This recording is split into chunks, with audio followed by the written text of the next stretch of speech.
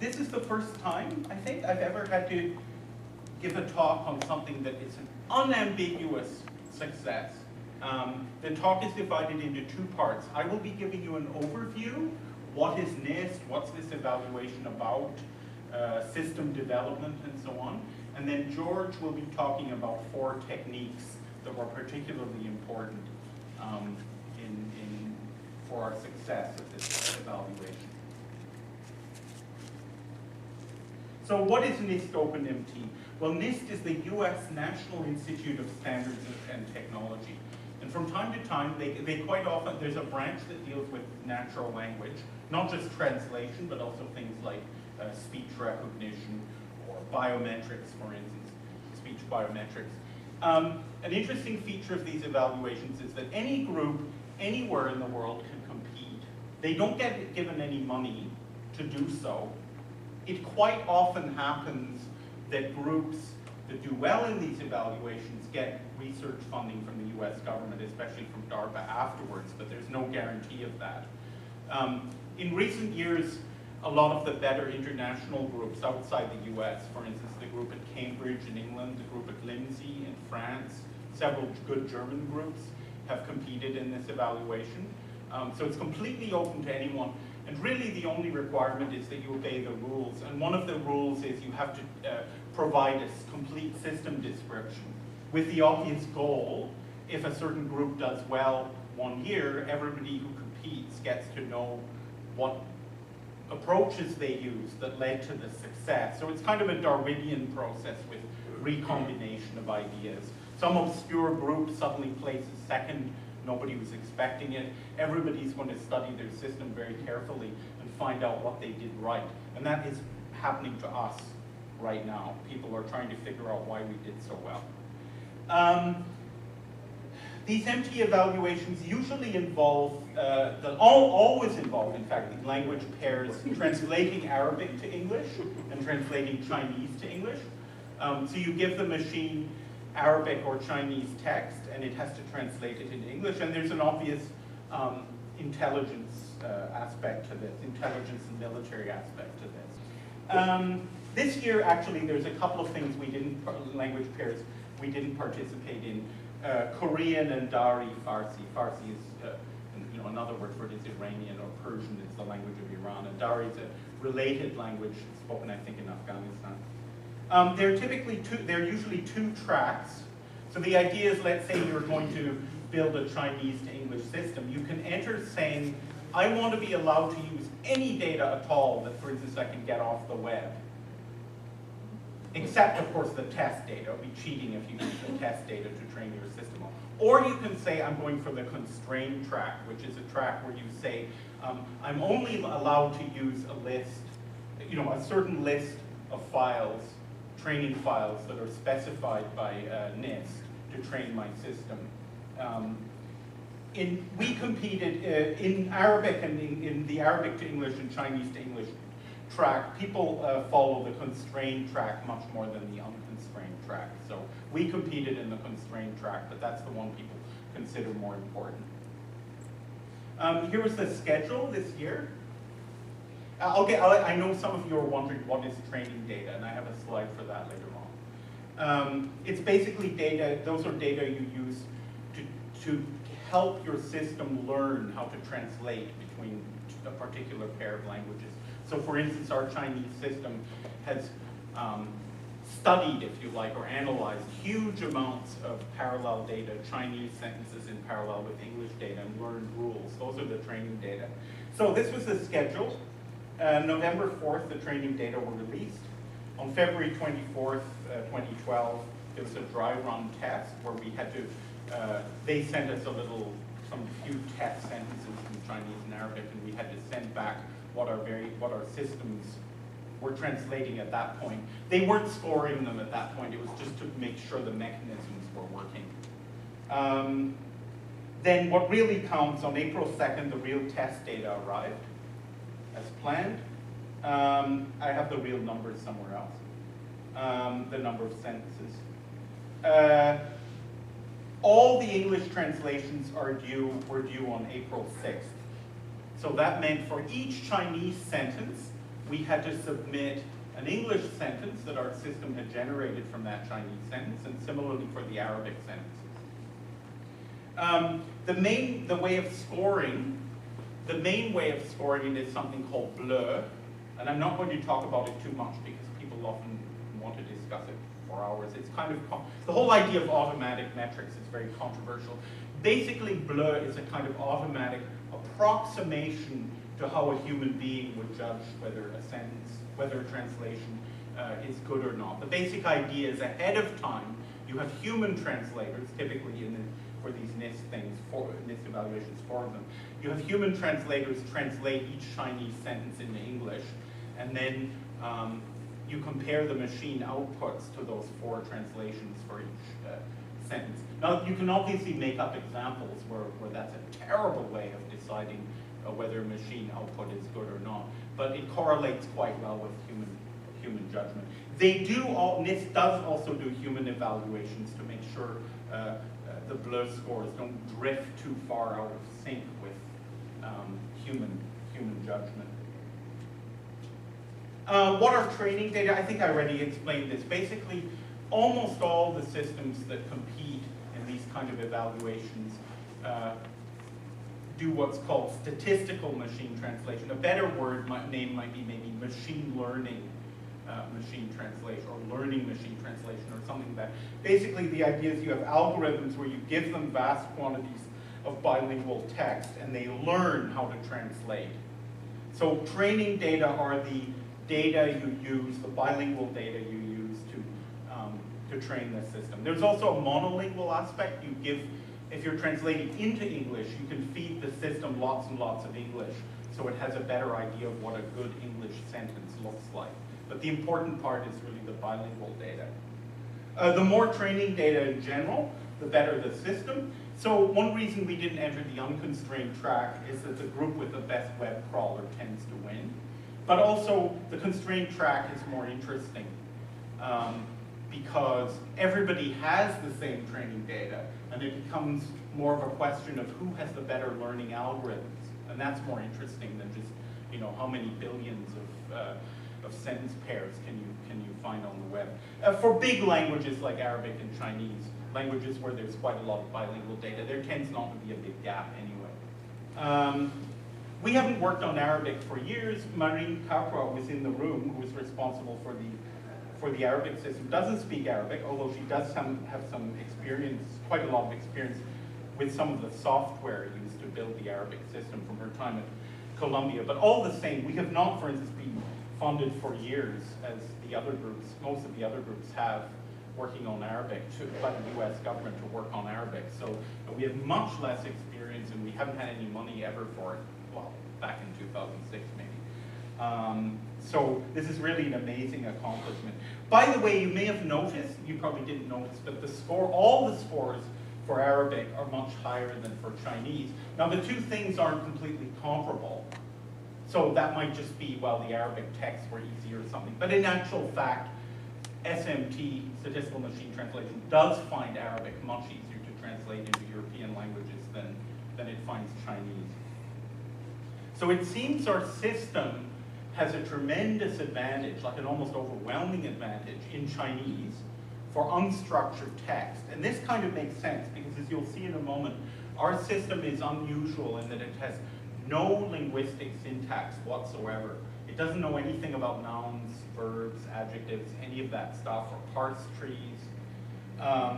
It may be that knowing those things is very helpful when you have a well-structured, well-written news story, but is actually a hindrance when some guy's writing a kind of confused blog about why he thinks he's Elvis Presley or something.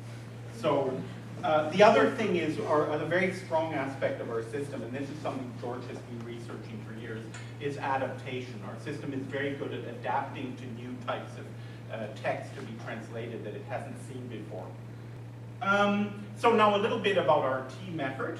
Our inadvertent strategy, we sort of fell into it, was Boxing Chen, who's in the audience, who is in charge of our Chinese system, started quite early building the Chinese system. And there were various delays on the Arabic, which had not at all, nothing to do with marine. There were delays to do with pre-processing. Arabic has a much greater need than Chinese for, well, they do things like the equivalent, like if in English you wrote the dog as one word and a dog as one word. You need to do a lot more morphological analysis, chopping words up and recombining them in certain ways before an SMT system can deal with them effectively. So there was sort of a lot of stuff to worry about there, using software from Columbia University that's kind of tricky in some ways. So we kind of got behind on the Arabic. And the result, which oddly enough turned out to be an excellent thing, was that Bosheng did huge amounts of experiments on Chinese, trying all sorts of different combinations of different techniques, and he came up with a winning, a very good system basically. At a certain point, Marine cut in and started working on the Arabic, and she of course also did experiments trying different combinations, but fewer. By and large, with exceptions, she used strategies that had worked for the Chinese. So the structure of our final Arabic system is really quite similar to that of our Chinese system, and it worked very well. So it's actually a very good thing. If we'd had more time, the two systems, we might have used all kinds of specialized tricks for Arabic, and we would have two systems that look very different, but that's not the case, and it seems this architecture worked very well for two very different language pairs. So even though we didn't do this on purpose, it worked out well. Our system, I mentioned this already, is pure phrase-based. George will go into details of that a bit, but it basically means it doesn't know anything about formal syntax, nouns, verbs, and so on. And in there have been a lot of arguments inside the group, well, not arguments, but friendly discussions about there are probably two techniques that above all others were responsible for the success of our system.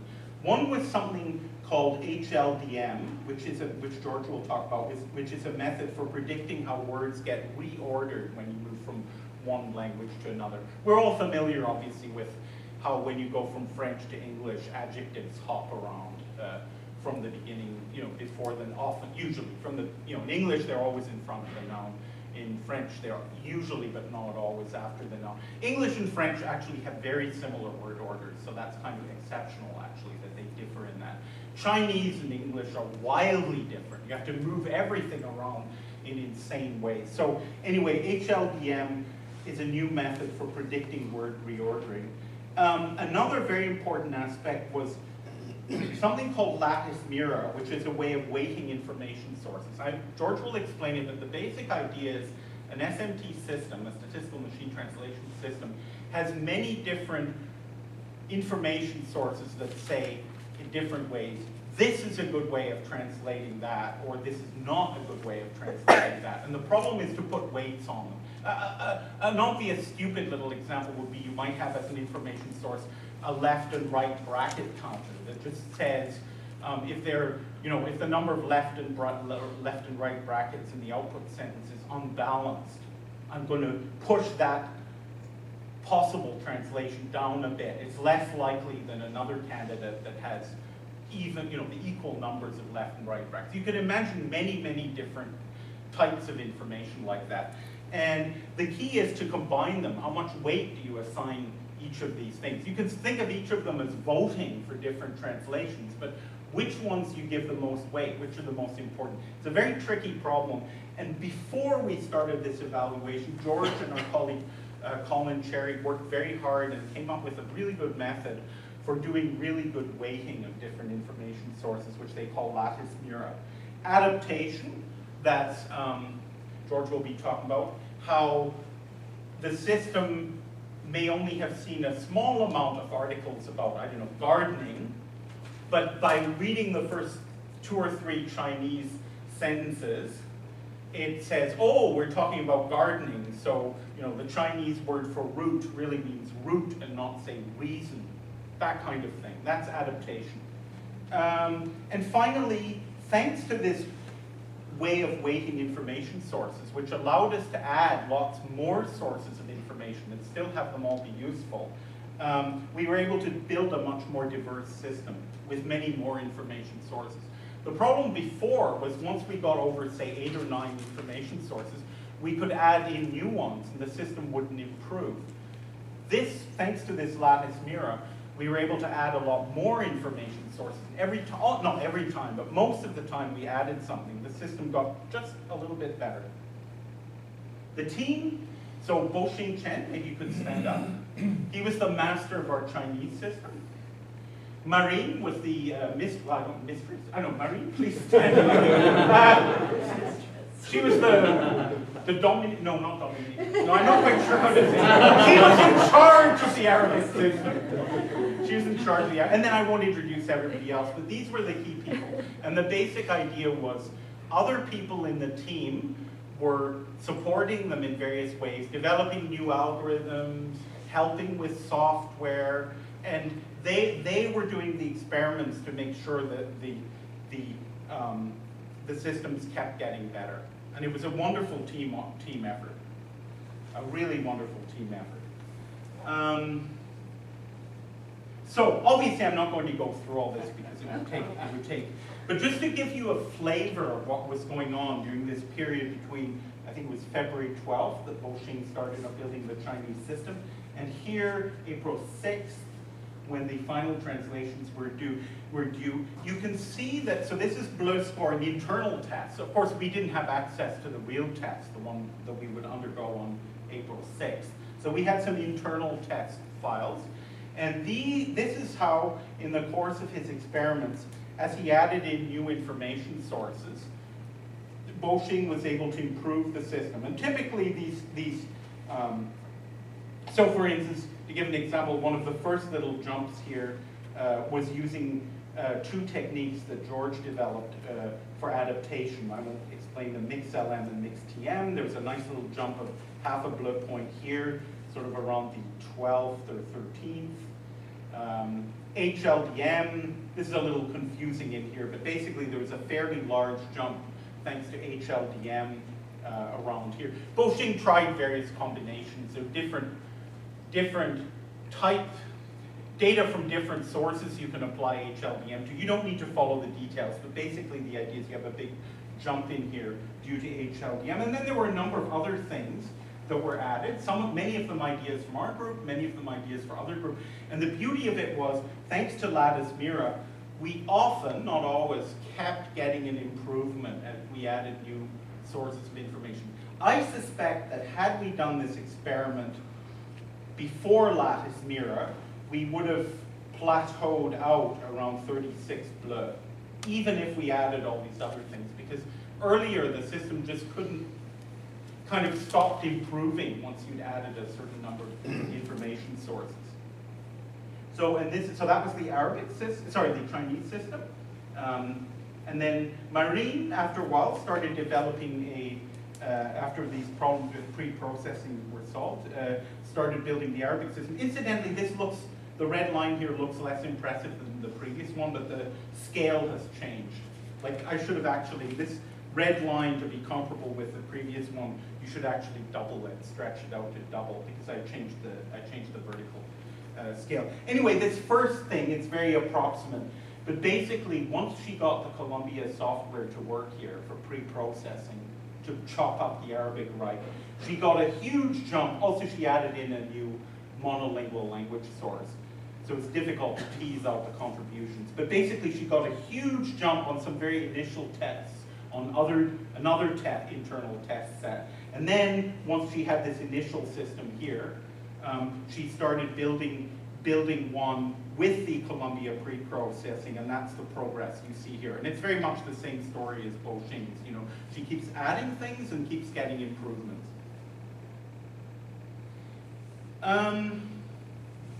So on Chinese, we started off on internal tests on February 12th. We, depending on where on February 12th you count, we went up something like, certainly over 6 bleu points from the beginning to the end of the exercise.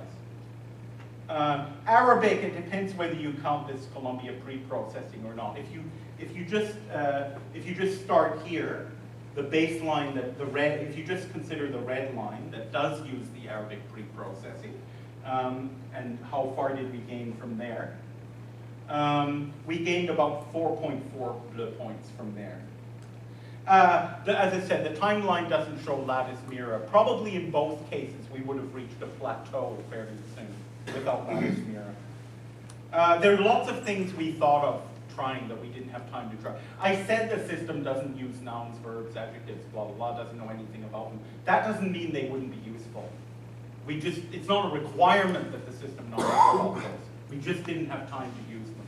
It would be a good idea to use them, in fact. And it's amazing that the roughly the same architecture worked very well for both Chinese and Arabic. You might think those are such very different languages. You might think you would really need two very different sort of architectures. But in fact, we got excellent results for both. So George pointed out to me that you might like to hear how awful the last week was, but I didn't experience it personally. I was just hiding and not bothering anyone because I knew everything was very irritable. So I'll let George tell you about that.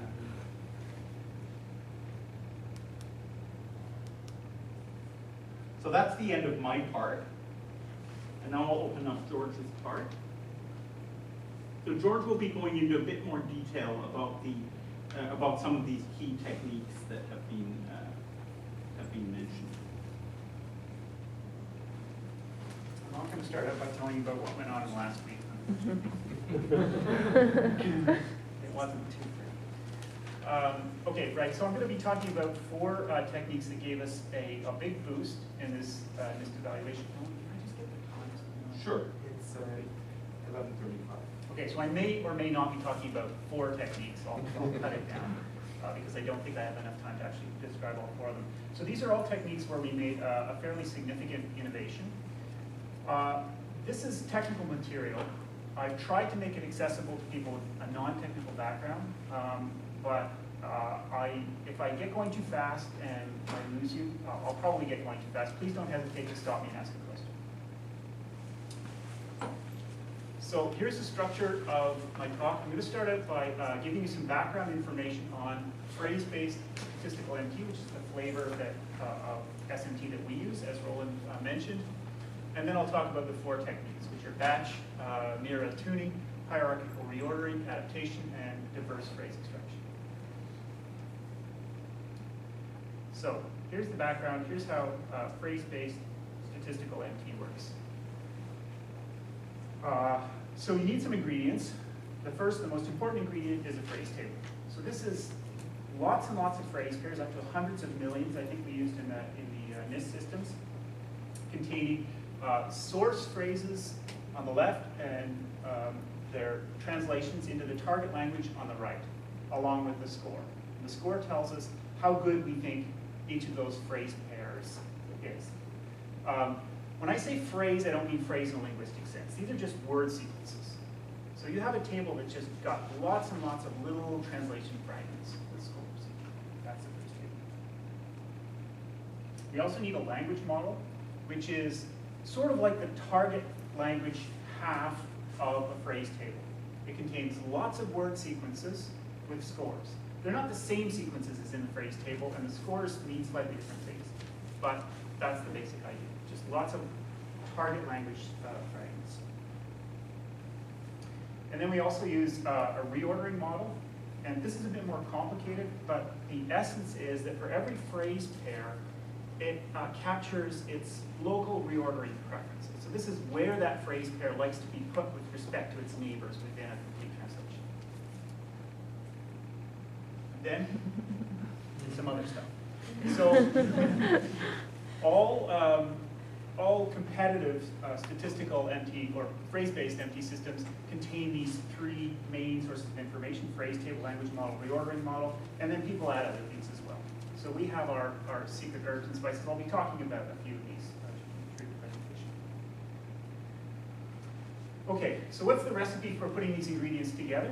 Here's how a phrase-based SMT system works. Start out with the source sentence that you're hoping to translate, and then you go into your phrase table and you find a phrase pair that matches on the source side, and you write down its translation here on the target side.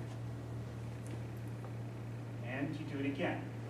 find another phrase that matches something in the source, and you write down the translation beside what you've just done. So you're actually developing a translation from left to right in the target language.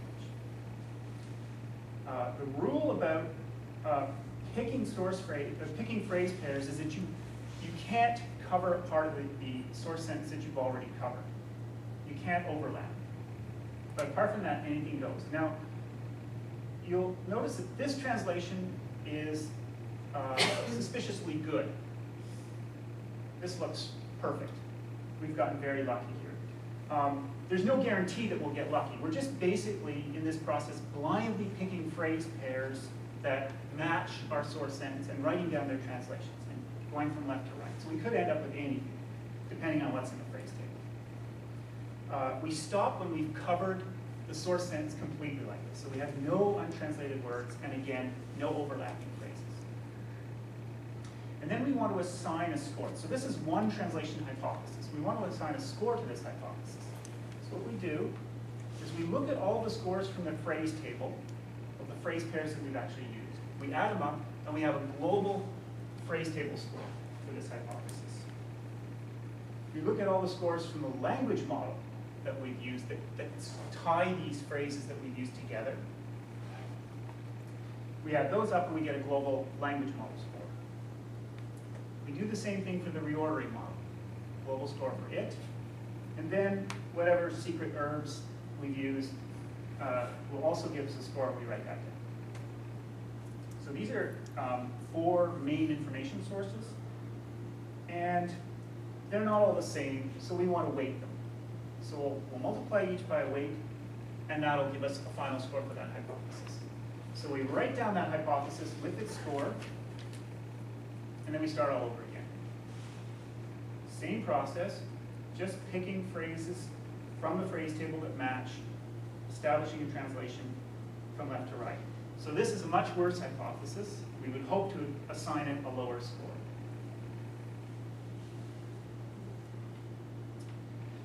So we do that over and over again. And what we want to conceptually do is enumerate all possible translation hypotheses and output the one that our system assigns the highest score to.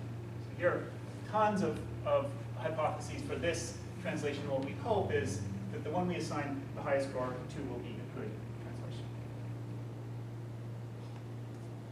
Okay, that's it. So any questions on how that works? Because that's kind of background for what's coming up. If you didn't get that, you're in trouble. Okay, so the first technique I'll be talking about is batch mirror tuning. Right. So remember the score that we're assigning to each hypothesis. It's really got 2 parts to it. The parts in black here are the information sources, and those are specific to each hypothesis. So how good it scores according to the phrase table, how good it is according to the language model, and so forth. And the parts in red are the weights on the information sources. They're not all, as I said, they're not all equally valuable. It's crucial to set these weights properly.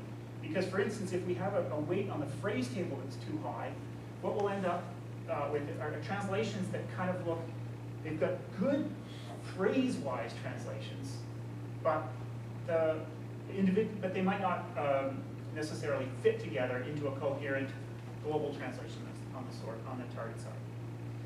On the other hand, if we set the language model weight too high, we'll get a translation that looks reasonably fluent, but its connection to the source sense might be a bit tenuous. We've emphasized that the output quality over the actual relation to the source sense. So very important to set these weights properly. How do we do it? Fortunately, there's an algorithm called minimum error rate training, and the goal of this algorithm is to find the set of weights that gives us best translation performance. So if you just went at this problem, if you had to solve this problem, the easiest way to do it would be to try out lots of different weights. You plug them into your translation system, translate, and see what kind of results you got. And you do that over and over again. That's just way, way too slow, because translation is very slow. And you need to try tons and tons of weights to find out the ones that do best. So people in the field, not us, have developed this very clever algorithm for getting around this problem. It's a bit involved, so bear with me and I hope you'll be able to follow the details. We start out with some initial weights that we just chosen at random. We have a bunch of source sentences and what we call reference translations. These are human translations. So this is what we want our the output from our MT system to look like. Then we plug the weights into our translation system. We translate all the sentences, all the source sentences. But rather than just coming up with one translation per source sentence, we make a little list of the N best translations, so 100 best or something like that for every source sentence. And we keep the scores of the information sources for each of those hypotheses. And then we just try out lots of different weights over those short little lists of hypotheses. And that we can do, that's fast enough. Because what we're doing essentially is trying out a new set of weights. We have, for every hypothesis, we have the information sources, we take out the old weights, we plug in the new ones, we get a new global score, and then we reorder the list of hypotheses for that source sentence. We get a new best translation, and we compare it to our references using blue score, as Roland mentioned. So the blue score, so we basically this blue box here tries out a set of weights over this list of translations without going to the complete translation system, tries out a bunch of translations, gets a set of hypotheses that correspond to these weights, looks at how good they are, repeats that process, and remembers the weights that led to the best translations. The problem with that is that these translations, the weights have been, what we're doing here is exploring only a very limited list of translations for each source sentence. Of course, there are many more hypotheses that we might have considered, and we don't know how those weights do in general, in the big ocean of general hypotheses. So once we've gotten a set of good weights out of this optimization step, we have to plug it back into our translation system and see how they do. We get a new little list of hypotheses, whoops, and we optimize again. So we repeat these steps, generating M-best lists, optimizing weights for those M-best lists, and so forth, until the weights converge. This gives us a set of weights that we can plug into our translation system here and get good output. That is output that looks like these reference translations here that we're trying to match. Okay, so that's how minimum error rate training works. So this is a terrific algorithm. It's been very useful to the field. It's about maybe almost 10 years old now, and people have been using it. It really helps translation quality.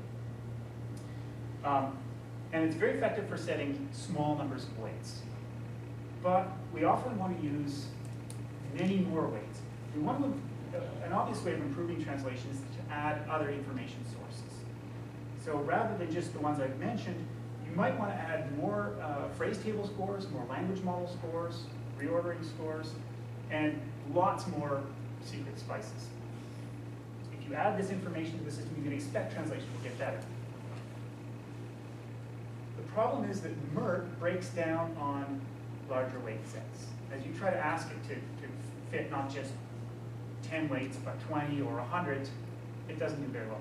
Two things happen. First of all, the optimization step, that bottom blue box, slows dramatically. That's sort of a technical annoyance. We can probably get around that. What's more than a technical annoyance is that the weights overfit. So what that means is you get great performance on the training sentences, the ones that you're using to tune the weights, terrible performance on new text. What's happening is that the more information you add to the system, the more it becomes possible for the system to memorize quirks of your training set. So for example, if you have, I don't know, one of the translations contains the word mauve, your system will say, hey, mauve is a really good thing to have in any output, which is of course not the case in general. You don't want it to learn things like that. But that's the sort of trap if you're using lots of information sources, and it's a trap that MERT falls into.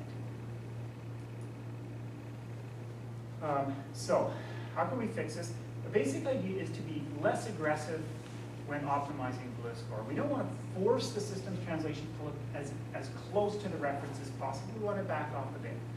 And in general, what we'd like is that when we score our hypotheses, we'd like the scores to sort of line up with the quality of the hypotheses across the whole range. So we want good hypotheses to have good scores and also bad hypotheses to have low scores.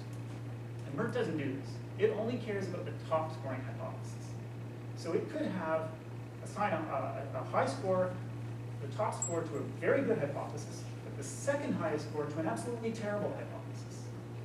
And you know that's kind of a recipe for disaster. Because if you make one little change, if you change the text, you're going to do very badly.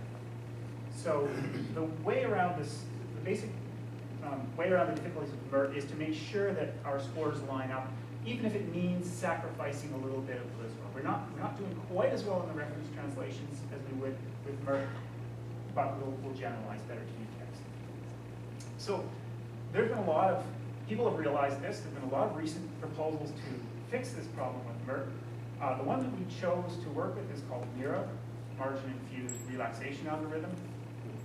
It's not particularly relaxing.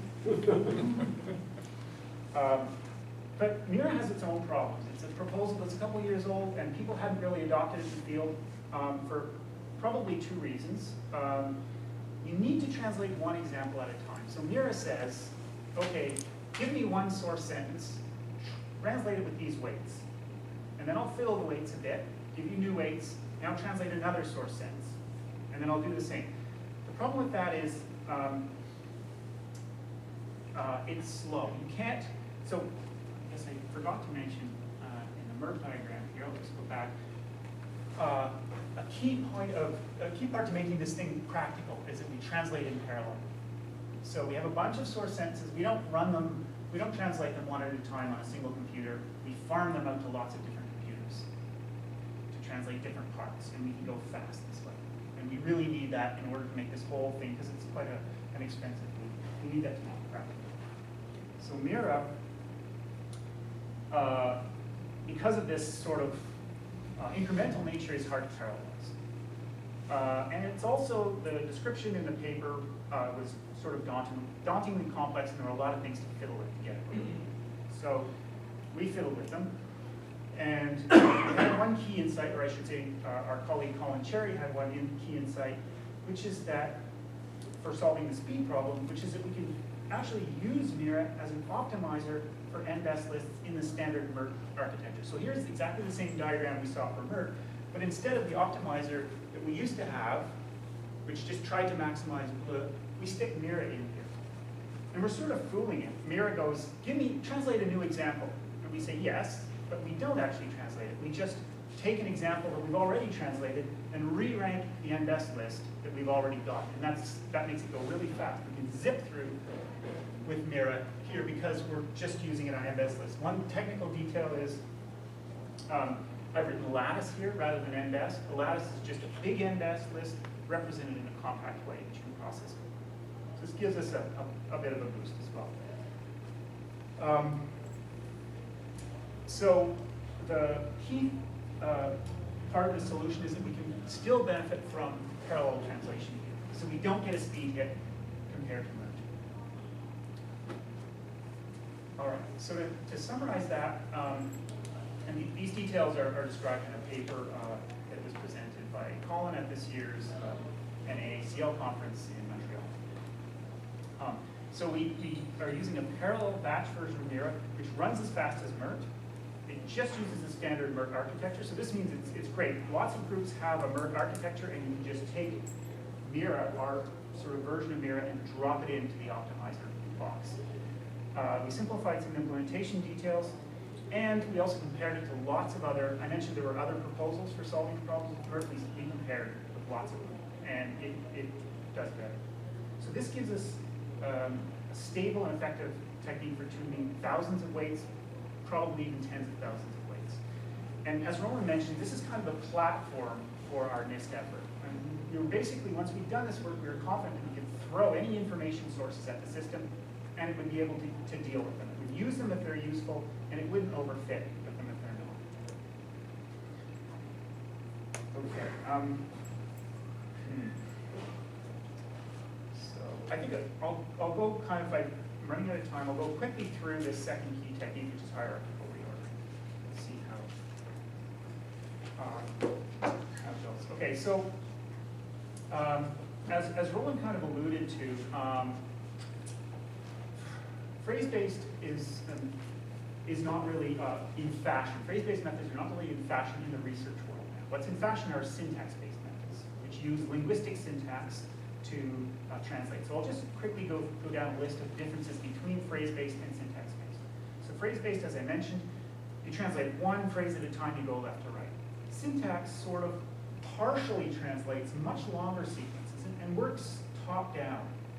It'll match a big long sequence, propose a partial translation, and also tell you, oh, these parts that you haven't translated yet, put them in this order, and then go ahead and translate them. And so you sort of work top-down recursively like that. These reordering rules come from linguistic syntax. So phrase-based translation allows all possible permutations. You can scramble up the translation any way you like. Linguistic methods restrict you to what is considered to be linguistically sensible permutations. Phrase-based tends to be simpler and faster. It makes reordering decisions based on local information. So it's swapping phrase pairs around. We'll get into that a bit later. Syntax-based, because of this top-down, long nature, you can have reordering decisions that are based on non-local information. This means that syntax methods are better at long-distance movement, which is exactly the kind of thing you need, as Roland mentioned, for translating, for instance, Chinese, where you have sentences sort of doing this.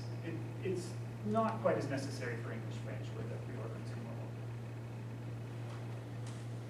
So an interesting question is, can we improve the reordering capability of phrase-based MT without really slowing it down, without turning it into a full-fledged syntactic system?